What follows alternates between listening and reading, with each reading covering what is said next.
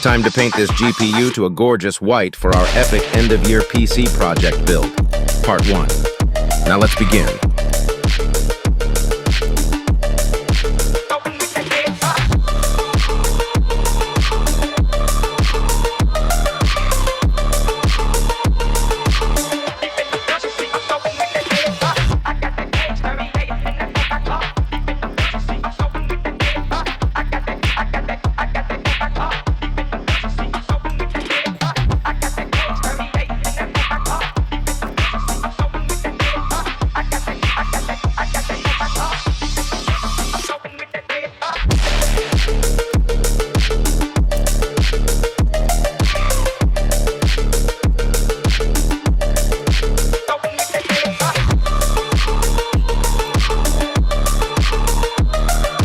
Want to know what happens next? Give us a like, share, and follow for part